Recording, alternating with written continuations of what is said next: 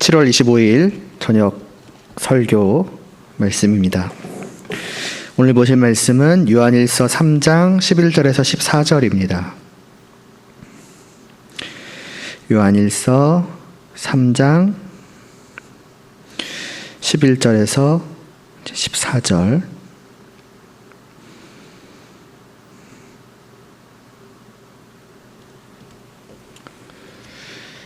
신약성경 390쪽쯤에 있습니다. 요한일서 3장 11절에서 14절 제가 봉독하겠습니다. 우리는 서로 사랑할지니 이는 너희가 처음부터 들은 소식이라. 가인같이 하지 말라. 그는 악한 자에게 속하여 그 아우를 죽였으니 어떤 이유로 죽었느냐. 자기의 행위는 악하고 그의 아우의 행위는 의로움이라. 형제들아, 세상이 너희를 미워하여도 이상히 여기지 말라. 우리는 형제를 사랑함으로 사망에서 옮겨 생명으로 들어간 줄을 알거니와 사랑하지 아니하는 자는 사망에 머물러 있느니라. 아멘. 기도드리겠습니다. 하나님 아버지, 이 시간도 저희가 하나님의 말씀을 듣고자 합니다. 이 말씀 앞에서 정말 하나님 앞에 하나님의 은혜로 선 정말 저희들을 돌아보게 하여 주시옵소서.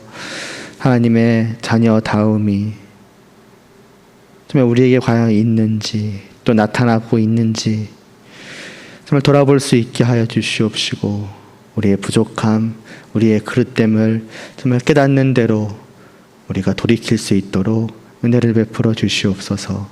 예수님의 이름으로 기도드리옵나이다. 아멘. 3장에 들어와서 성도가 하나님의 자녀라는 사실에 근거하여서 권면을 시작한 사도 요한은 계속해서 죄를 짓지 않는 것에 대한 권면을 이어가고 있습니다. 지난 시간에 보았던 그 8절부터의 말씀에서 그는 죄 짓는 자와 죄 짓지 않는 자를 분명하게 구분하며 죄를 짓는 자는 마귀에게 속한 자라고 합니다.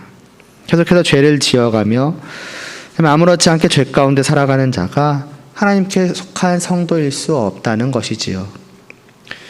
왜냐하면 마귀는 처음부터 범죄하였기 때문입니다. 인간의 범죄 또한 그 마귀로부터 시작이 되었던 것이지요. 첫사람 아담의 때부터 범죄라는 것은, 죄라는 것은 단순히 윤리적인 또 도덕적인 문제가 아니었습니다. 그것은 하나님의 말씀을 믿고 순종할 것이냐, 아니면 마귀의 말을 신뢰하고 따를 것이냐의 문제요. 하나님의 편, 곧 하나님께 속한 자로 남을 것이냐, 아니면 하나님을 떠나 마귀의 편, 마귀에게 속한 자가 될 것이냐의 문제였습니다. 아담은 그것에 실패하였죠. 그 뒤를 모든 인류가 오늘날까지도 따르고 있으며 또 앞으로도 계속해서 그러할 것입니다. 그러나 성도는 주님 안에 있게 된 자입니다. 주님께서 그 마귀의 일을 멸하시고 그 가운데 있던 우리를 구원하기 위해 이 땅에 오시지 않으셨습니까?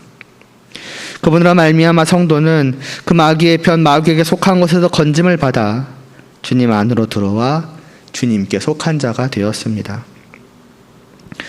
그러니 성도가 어찌 이전처럼 그 죄의 길을 마냥 걸어갈 수 있겠습니까? 물론 우리는 이 땅에서 여전히 연약하고 부족하기에 때때로 넘어지고는 합니다.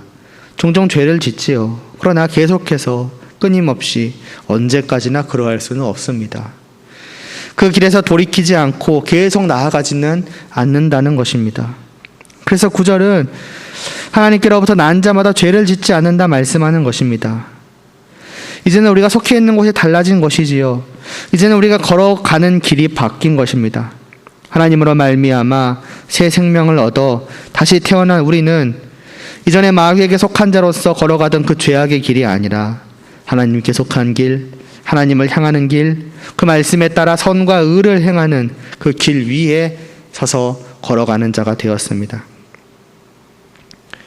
달리 말하자면 하나님의 씨가 우리 안에 거하고 있는 것이지요. 그리고 성도 안에 있는 그 새 생명의 씨는 싹이 나고 자라며 열매를 맺기 마련입니다. 그것이 그 안에 있는 성도는 하나님을 향한 또 선과 의를 향한 발걸음을 한 걸음 한 걸음 내딛기 시작하며 때로는 예전의 길에 잠시 발을 얹을지라도 곧 그 길의 그릇됨을 깨닫고 뉘우치며 다시 이 길로 돌아와 걷기 시작하며 더욱 힘차게 걸어가며 마침내는 온전히 영원토록 그 길 위에서 걸어갈 것입니다. 이렇게 되는 것이 성도이며 이렇게 될 수밖에 없는 것이 성도입니다. 따라서 그 자신의 삶을 통해 성도나 성도가 아닌 자 모두 자신이 누구인지, 누구에게 속한 자인지를 드러내게 되는 것이며, 그래서 10절에서 사도 요한은 이러므로 하나님의 자녀들과 마귀의 자녀들이 드러난다고 한 것이지요. 그리고 여기서 사도 요한은 다시 한번 사랑에 대해 말씀을 합니다. 하나님께 속한 자가 나타내 보이는 모습이 무엇인가? 성도 안에 있는 하나님의 신은 어떤 형태로 열매를 맺는가? 바로 사랑이라는 것입니다. 그러니 사랑은 성도가 해야 하는 여러 선택지 중에 하나가 아니라 반드시 해야만 하는 것, 성도에게 있어야만 하는 핵심 중에 핵심입니다. 이것이 없다면 다른 것이 다 있다 할지라도 아무런 의미가 없는 것과 같다, 그렇게까지도 말할 수 있는 것입니다. 그래서 사도 요한은 계속해서 이 사랑에 대한 권면을 이어갑니다. 11절에서 그는 이렇게 말씀을 하죠. 우리는 서로 사랑할지니 이는 너희가 처음부터 들은 소식이라고요. 성도라면은, 하나님께 속한 자라면은 사랑하라는 것, 이것이 자신에게 속한 자를 향하신 하나님의 뜻이요, 따라서 하나님께 속한 증거가 된다는 것은 단지 사도 요한의 개인적인 생각이 아니라는 것입니다. 앞장에서부터 사도 요한이 이 사랑에 대해서 반복해서 권면하며 강조하는 것은 단지 사도 요한이 생각을 할 때에 여러 가지 것들 중에 이게 가장 중요하지 않겠는가 해서 하는 것이 아니라, 이게 교회가 처음부터 들어왔던 것, 다시 말해서 처음부터 지금까지 한결같이 교회를 향해 선포되고 가르쳐져 온 하나님의 말씀이기 때문인 것입니다.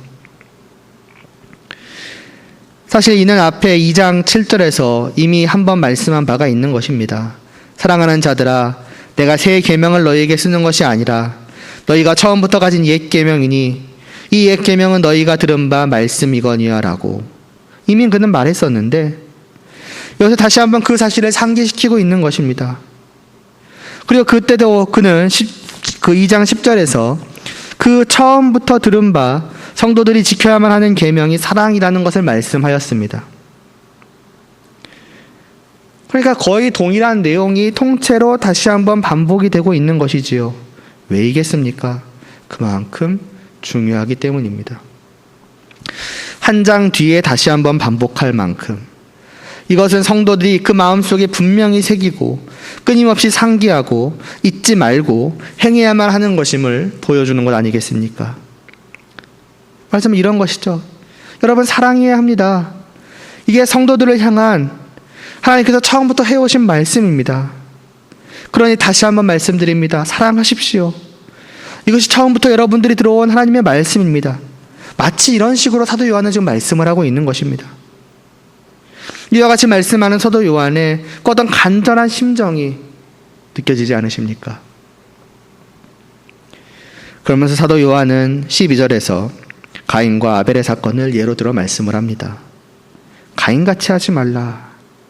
그렇게 하며 그는 가인을 반면교사로 제시합니다. 왜 가인같이 하지 말아야 합니까? 그는 악한 자에게 속하였기 때문입니다. 다시 말해서 혹시라도 우리가 가인의 행위를 따르고 있다면 그것은 우리가 악한 자에게 속하였음을 보여주는 것이기 때문입니다. 가인이 무엇을 하였습니까? 그 아우 아벨을 죽였습니다. 미워해서 죽인 것이지요. 왜 그랬습니까?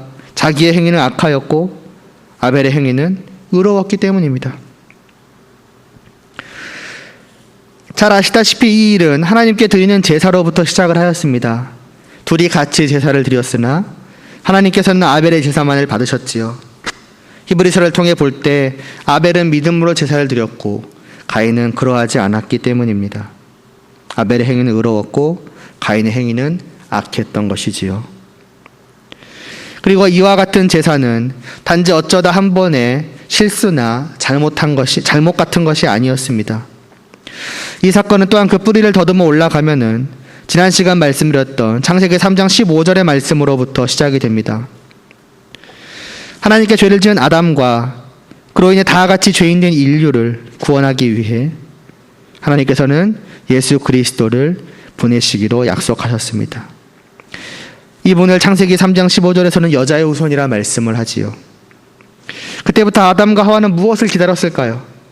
그 여자의 후손 되시는 이 구원자를, 이 예수 그리스도를 낳을 자신의 자녀를 기다렸을 것입니다. 말하자면 이 여자의 후손 예수 그리스도로 이어지는 그 핏줄의 시작이라고 할까요? 물론 아담으로부터 시작이 되기는 하지만은, 그러니까 그분의 선조가 될 그 자신의 자녀를 기다렸을 것입니다. 그리고 사장이 와서 아담과 하와가 드디어 그 여자의 후손의 선조가 될 자녀를 낳게 되는데, 그때 문제라고 해야 될까요? 문제는 가인과 아벨 두 명을 낳았다는 것입니다. 구세주이신 여자의 후손은 한 명이니 당연히 가인과 아벨 둘 모두가 그분의 선조가 될 수가 없으며 한 명만이 그 사람일 것입니다. 바로 이러한 말씀 뒤에 둘이 하나님께 제사를 드리고 하나님께서 아벨의 제사만을 받으신 사건이 나오고, 후에 히브리서는 아벨이 믿음으로 제사를 드렸음을 말씀을 합니다. 그렇다면 이 제사와 이 제사를 받으신 사건은 그냥 어쩌다 일어난 단 한 번의 사건을 보여주기 위함이 아니겠지요. 누가 예수 그리스도의 선조이신지, 누가 예수 그리스도께로 이어지는 핏줄, 그 하나님의 구원의 계보를 이을 자인지를 보여주는 것입니다. 아벨이 그러했던 것이고 가인이 그러하지 않았던 것입니다. 물론 여기까지만 보면은 아벨이 그 계보의 선조가 되었고 가인은 그렇지 못했을 뿐, 아벨만 하나님께 속한 자이고 가인이 그렇지 못한 자이다라고까지는 볼 수 없을지도 모릅니다. 누구나 죄는 짓기 마련이니까요. 그러니까 비록 가인이 잘못을 했지만은, 그래서 아벨이 선택되었고 아벨을 통해서 하나님께서 예수 그리스도를 보내시지만은 그 예수 그리스도를 통해서 가인 또한 구원을 받을 수 있다, 이렇게도 볼 수 있지 않겠습니까? 문제는 그 뒤에 벌어지는 사건입니다.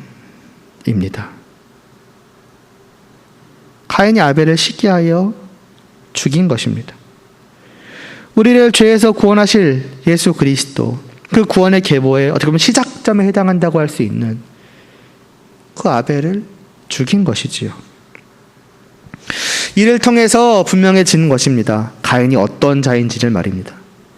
그는 단지 한 번의 죄를 지은 자, 한 번 악을 행한 자, 우리 성도들처럼 어쩌다 죄를 지었지만은 그럼에도 불구하고 하나님께 속한 자가 아니라 하나님께 속하지 않은 자, 곧 마귀에게 속하여 하나님의 일을 방해하려는 자인 것입니다. 처음 그가 제사를 드렸을 때 했던 그것을 짐작케 한 것이고, 이어 그가 예수 그리스도의 선조가 되었을 아벨을 살해한 것이 그것을 분명하게 드러낸 것이죠. 내가 누구인지, 가인이 어떤 자인지를 스스로 증명한 것입니다. 그리고 이것은 단지 가인 혼자만으로 그치지 않았습니다. 이후 가인의 계보가 이어지는데 그 계보에 속한 모두가 다 그러했습니다. 그 족보에 속한 자들을 쭉 보면은 그들은 다 같이 하나님을 떠나서 살아갔으며 그들의 죄악은 날로 심해졌습니다. 미워하고 죽이고 그것을 자랑하기까지 하고,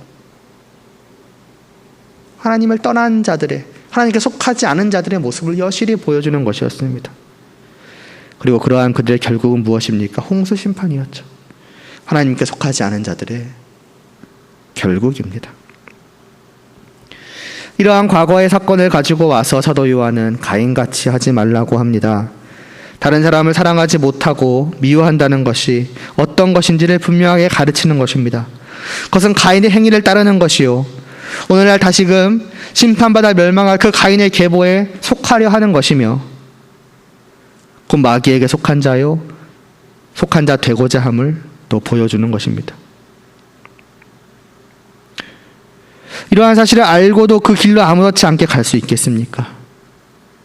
다른 사람을 사랑하지 않고 미워함을 여러 가지 그럴듯한 이유를 들어서 정당화하며 그냥 그렇게 있을 수 있겠습니까? 그럴만 했다, 어쩔 수 없었다, 이런 식으로 시기하고 질투하고 미워하며 분란을 일으키는 것, 이런 것들은 가벼운 문제가 아닌 것입니다. 내가 누구에게 속한 자인지를, 내가 어느 편에 있는 자인지를 보여주는 것입니다. 물론 세상에서 이런 일들은 너무나도 빈번하게 일어나며 당연시 되기도 하지요. 서로들 그러며 또 교회를 향해 그러하기도 합니다.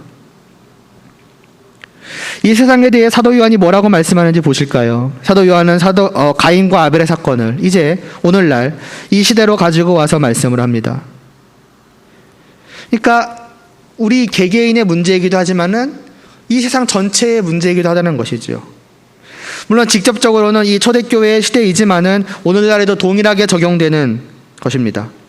13절에서 사도 요한은 형제들아 세상이 너희를 미워하여도 이상히 여기지 말라고 합니다. 가인과 아벨의 사건은 단지 그때 그 한 번으로 끝나는 문제가 아니었다는 것입니다. 말하자면 가인은 마귀에게 속한 세상을 대표하는 것이며 아벨은 하나님께 속한 교회, 성도를 대표하는 것입니다. 그리고 가인이 아벨에게 했던 일은 그 뒤로도 끊임없이 되풀이되고 있습니다. 다시 말해서 세상은 끊임없이 교회를 미워하고 해치려 하는 것입니다. 그들은 영적으로 가인에 계보여 마귀에게 속한 자로서 악하기에 의를 행하는 자들, 곧 하나님께 속한 의인들을 미워하며 어떻게든 해치려고 합니다. 그러니까 이를 이상하게 여기지 말라고 하는 것입니다. 내가 성도로서 잘못한 것이 없고 나는 의를 행하며 나는 사랑을 했는데 왜 나를 미워하고 왜 나를 핍박하지? 왜 나를 괴롭히지? 우리는 당연히 그렇게 생각을 하겠죠. 이해가 안 되겠죠. 그런데 이것이 당연한 일이라는 것입니다. 서로 소속이 다르기에 그러하는 것입니다. 물론 이것은 우리가 잘못한 일로 인해서 비판을 받는 일로 적용을 하면은 좀 이상해지겠죠. 그런 것이 아니라 정말 우리가 성도로서 바르게 하고 있을 때 성도된 우리를 향해서 어떻게 보면 우리 입장에서 보면 아무 이유 없이 우리가 미움을 받고 핍박을 받는 게 이상한 게 아니라는 것입니다. 그냥 우리는 성도이고 저들은 성도가 아니기에 우리는 하나님의 편에 속한 자이고 저들은 그 하나님의 적되는 마귀의 편에 속한 자이기에 그렇게 하는 것일 뿐입니다. 또 반대로 보면은 왜 저들은 사랑하지 않지? 왜 저들은 저렇게 미워하고 헐뜯고 다투고 분쟁을 일으키고 하지? 이상하게 여길 것도 없습니다. 그게 당연한 것입니다. 그쪽에 속한 사람들의 모습이 원래 그러한 것입니다. 그들의 시작인 마귀가 그러했으니까요.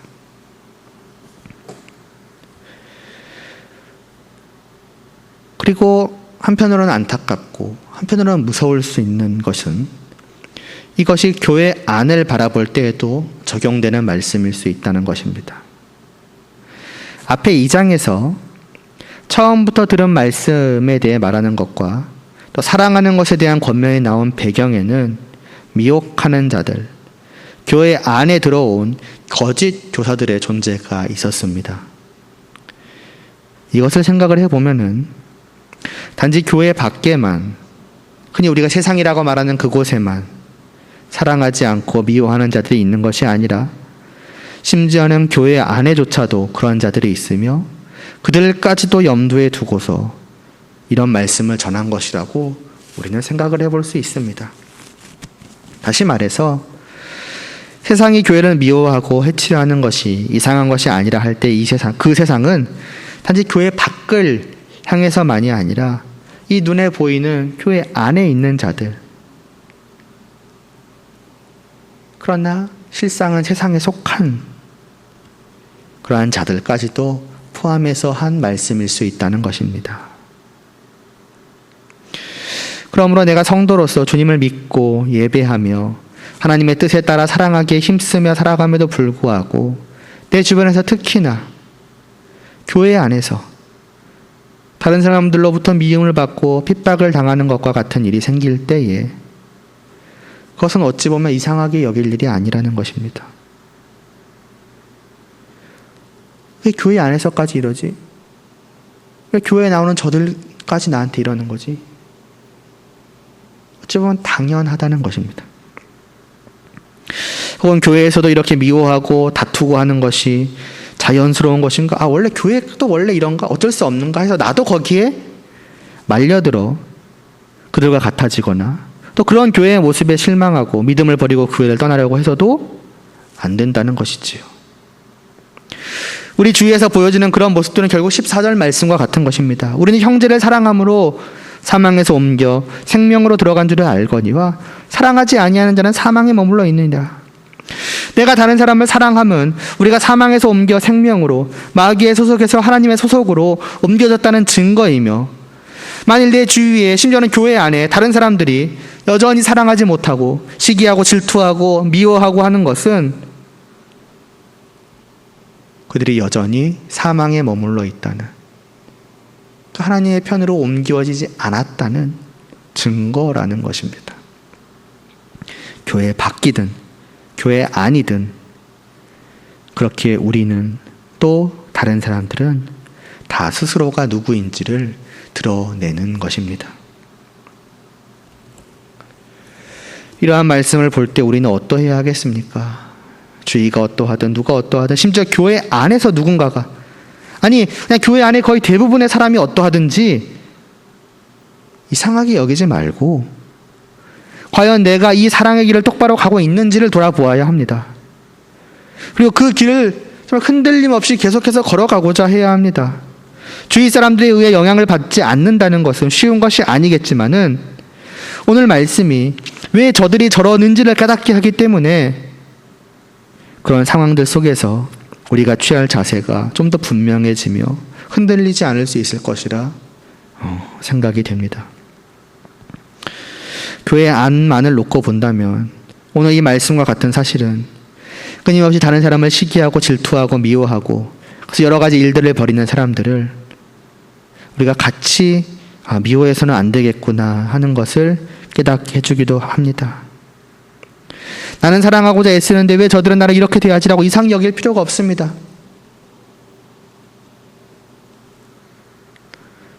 왜냐하면 그들이 그러는 이유는 그들이 여전히 사망에 머물러 있기 때문입니다. 교회 안에 있지만 실상은 교회 밖에 있는 자들, 하나님의 나라 안에 있는 것처럼 보이지만 사실은 그 밖으로 쫓겨난 자들, 외인인 것입니다. 그러니 그들을 이상하게 여기며 속상해하며 화를 내며 같이 미워하는 것이 아니라 오히려 슬퍼하고 안타까워해야 하는 것이죠. 그들은 가인의 계보에 속한 자요, 그 끝은 창세기 때와 동일할 것이기 때문입니다. 물론 지금 그렇다는 얘기죠. 장차 어떻게 될지 모르죠. 그러니까 그들의 그런 모습을 볼 때마다 안타깝게 불쌍히 여기며 슬퍼하며 그들을 위해서 오히려 기도하기를 그치지 않아야 하는 것입니다. 또한 다른 사람들을 볼 때만이 아니라 나 자신 또한 그런 자가 아닌지를 점검해 보아야 합니다. 만일 내가 이러하다면 왜 이러는가? 설마 내가 여전히 사망에 속한 자인가? 그렇다면 하나님 속혀서 돌이키게 하여 주시옵소서. 더 이상 미워하지 않고 정말 사랑할 수 있게 하여 주시옵소서. 그렇게 정말 이 새 생명 안으로, 하나님 안으로 들어온 자 될 수 있도록 하여 주시옵소서라고 우리는 기도하며 또 다른 사람들을 진실로 사랑하고자 애써야 하지 않겠습니까? 그것이 옳은 것 아니겠습니까? 과연 우리들 자신은 어떠하고 있는지요? 정말 서로 사랑해야 하겠습니다. 이것이 우리가, 교회가 처음부터 들은 분명한 소식입니다. 기도드리시겠습니다. 하나님 아버지, 오늘 말씀을 통해 다시 한번 우리를 돌아볼 수 있게 하여 주시옵소서. 과연 우리는 서로 사랑을 하고 있는지요?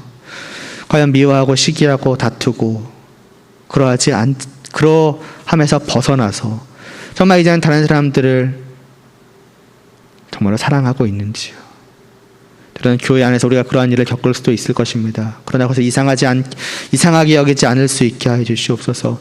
그것이 당연한 것이며 왜 당연한지를 깨달아 알게 하여 주시옵시고, 그러한 이유 때문에 그러한 사람들을 바라볼 때에 미움으로 바라보는 것이 아니라 정말 사랑으로, 안타까움으로, 슬퍼함으로 바라보며 그들을 위해서 기도할 수 있는 그런 우리가 될 수 있도록 하여 주시옵소서. 정말로 서로 사랑하는 교회 될 수 있게 하여 주시옵소서. 사랑이 이곳에서 끊이지 않고 샘솟아 나올 수 있게 하여 주시옵소서. 주님 안에서 참으로 하나 되어가는 그러한 교회 될 수 있도록 은혜를 베풀어 주시옵소서. 예수님의 이름으로 기도드리옵나이다. 아멘.